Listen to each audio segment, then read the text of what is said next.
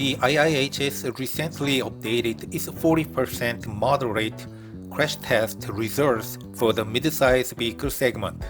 I gave one overview of this test 8 months ago when the XC40 was tested.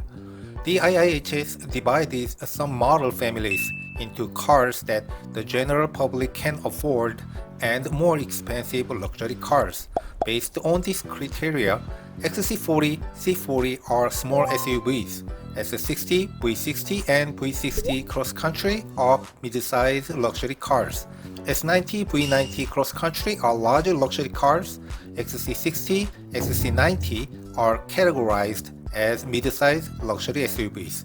To date, Volvo has tested the XC40 and the result was good. A few more model families have since been tested. Most recently, a week ago, a mid-size car was tested, which included the Kia K5, Hyundai Sonata, and other cars we are familiar with. As a Korean, I was a bit interested. Usually, when a car does well in a safety test, the manufacturer used it to promote it. But this time, it's going to be quiet, because the results were very bad for some specific brands. A total of 7 models were tested.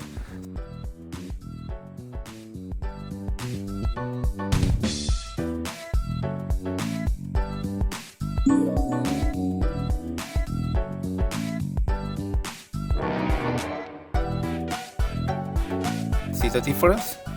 The IIHS explains that the Sonata received poor rating because the first occupant's body sliced under the belt, causing his abdomen to get caught in the belt that holds his lower body, which can cause internal organ damage.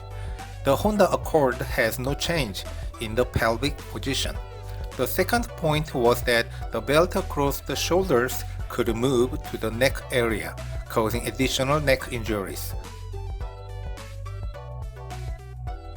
Finally, the head impact with the curtain airbag, which can also cause neck and head injuries, were also a detractor. For these 3 main reasons, the Sonata received a falling grade. K5 on the same platform did the same. Wow!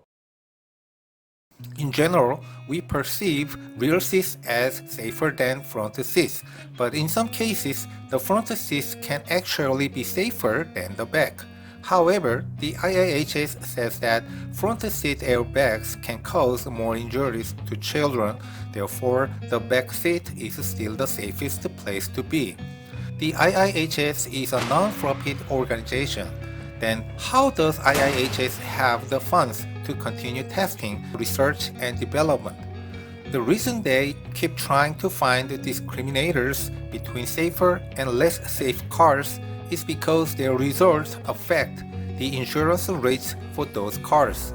In other words, cars that are rated as safe by the IIHS have lower insurance rates, and the ones that don't are more expensive. And the IIHS is funded? Yes, it's funded by insurance associations. It's part of your insurance premiums, of course.